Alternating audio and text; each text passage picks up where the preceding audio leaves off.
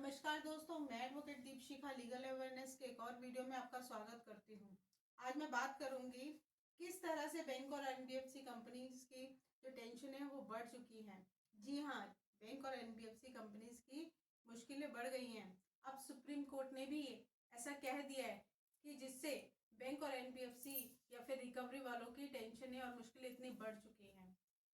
Supreme court ने कह दिया है कि सबसे पहले फैमिली की मूलभूत जरूरतें, बेसिक नीड्स हैं, उसके बाद में ईएमआई है।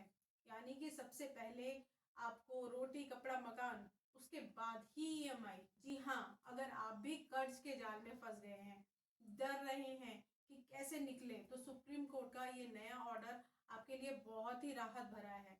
तो जानते हैं ऐसा क्या कहा है सुप्रीम कोर्ट ने अपने ऑर्डर में, जिससे बैंक और एनबीएफसी और रिकवरी वालों की मुश्किलें बढ़ गई हैं। अगर आप भी credit card, unsecured loan, personal loan के ट्रैप में फंस गए हैं, तो ये वीडियो आपके बहुत काम आने वाली है, इसलिए वीडियो को अंत तक जरूर देखें। वीडियो पसंद आए तो लाइक जरूर करें। घर पे रिकवरी एजेंट बार बार आ रहे हैं, रिश्तेदारों को कॉल कर रहे हैं रिकवरी एजेंट्स, कंपनी के बाहर आकर के बैठे हैं रिकवरी एजेंट्स, पुलिस में कंप्लेन करने की धमकी दे रहे हैं, घर पे नोटिस चिपकाने की धमकी दे रहे हैं, पुलिस बनकर धमकी दे रहे हैं, केस फाइल करने की धमकी दे रहे हैं रिकवरी एजेंट, बिना बताए घर पे आ जा रहे हैं, एडवोकेट बनकर नोटिस भेज रहे हैं। अब आप कहेंगे कि ये मामला सुप्रीम कोर्ट में आखिरकार पहुंचा कैसे। सुप्रीम कोर्ट में एक महिला ने मेंटेनेंस के लिए अपने हस्बैंड पे एक केस फाइल किया था, और उसमें ये जजमेंट जो है वो आया था कि सबसे पहले एक पति का अपने वाइफ और बच्चों के प्रति मेंटेनेंस देने का अधिकार है, उसके बाद जाकर के कोई ईएमआई या लाइबिलिटीज है वो है। तो सबसे पहले क्या, मेंटेनेंस की लाइबिलिटीज आ गई, जो उसको अपनी फैमिली की मेंटेनेंस पूरी करनी है। तो जैसे कि आप भी अगर लोन के ट्रैप में फंस चुके हैं और इन रिकवरी एजेंट्स ने आपकी जिंदगी को जैसे कंट्रोल कर लिया हो, एक तरह से अपने ट्रैप में पूरी तरह से फंसा लिया है, तो इन सब से कैसे बाहर निकला जाए, जानने के लिए वीडियो को पूरा जरूर देखें। जैसे कि लोन आज के समय पे लोगों की जरूरत बन गया है। अगर आप कोई नया घर ले रहे हैं, अगर गाड़ी ले रहे हैं, या किसी भी तरह का बिजनेस शुरू करने की सोच रहे हैं, किसी तरह की कोई मेडिकल इमरजेंसी आ गई हो, तो आपको लोन की जरूरत पड़ ही जाती है। अगर आप ईएमआई समय पर भुगतान कर रहे हैं तब तो कोई परेशानी की बात होती ही नहीं है, परंतु किसी भी कारणवश अगर आप ईएमआई नहीं भर पाते हैं या किसी भी तरह से आपकी ईएमआई मिस हो जाती है, इससे निकल पाना बहुत ही मुश्किल हो जाता है और कई बार परेशानियों का सामना भी करना पड़ता है। अब सुप्रीम कोर्ट ने भी अपने आदेश में ये साफ साफ कह दिया है कि फैमिली की जरूरतें सबसे पहले हैं। अगर आपके माता पिता आप पे डिपेंडेंट हैं या आपके जो बीवी बच्चे हैं, उनकी जो खाने पीने की, कपड़े की बेसिक ज़रूरतें हैं वो सबसे पहले हैं, बाद में कोई और लाइबिलिटीज आती हैं।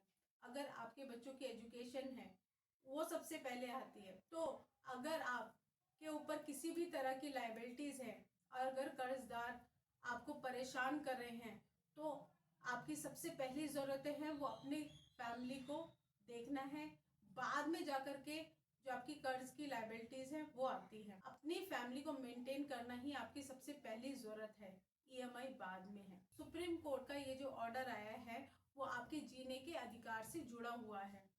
सुप्रीम कोर्ट ने मेंटेनेंस को जीने के अधिकार से जोड़ा है। सुप्रीम कोर्ट का कहना है कि जीने का और बेहतर जीवन का अधिकार सभी को है, और सुप्रीम कोर्ट का ये जो आदेश है वो सम्मान से और बेहतर जीवन के अधिकार से जुड़ा है।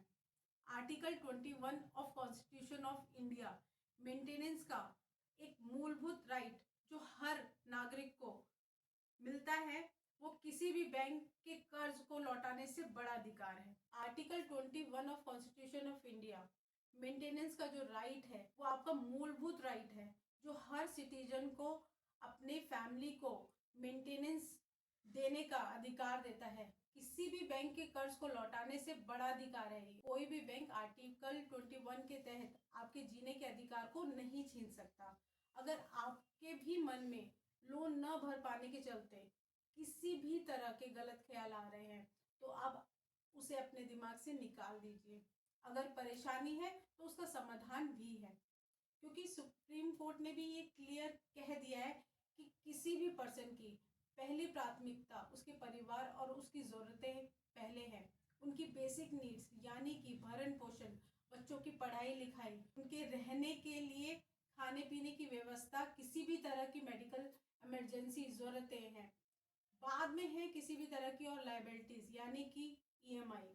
सुप्रीम कोर्ट के इस आदेश से ये तो क्लियर है कि अगर कोई भी बैंक या फिर एनबीएफसी या फिर रिकवरी वाले आपको रिकवरी का जाल बनाकर आपका जीना दुभर कर देते हैं और कहते हैं कि अगर पैसा नहीं भरा तो हम आपके ऊपर लीगल एक्शन लेंगे, आपका अकाउंट सीज करा देंगे या फिर आपकी प्रॉपर्टी की कुर्की करा देंगे, तो आपको डरने की बिल्कुल भी ज़रूरत नहीं है, क्योंकि आर्टिकल 21 आपको जीने का अधिकार देता है और कोई भी बैंक, एनबीएफसी, रिकवरी एजेंट आपको जीने के अधिकार को नहीं छीन सकते, क्योंकि आर्टिकल 21 आपको जीने का अधिकार देता है और कोई भी बैंक, एनबीएफसी, रिकवरी एजेंट आपके जीने के अधिकार को नहीं छीन सकती।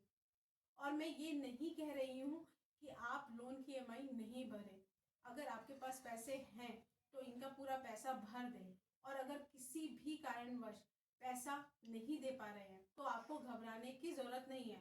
सबसे पहले अपनी फैमिली की ज़रूरतें पूरी करें और पैसा कमाकर, सेविंग कर करके या और पैसा अर्न करके इनका पैसा देकर कर्ज मुक्त होने की कोशिश करें। आज का वीडियो यहीं तक। अगर मेरे द्वारा दी गई जानकारी पसंद आए तो वीडियो को लाइक, सब्सक्राइब जरूर करें। अगर कोई क्वेरी है तो कमेंट बॉक्स में कर सकते हैं। वीडियो को अंत तक देखने के लिए धन्यवाद।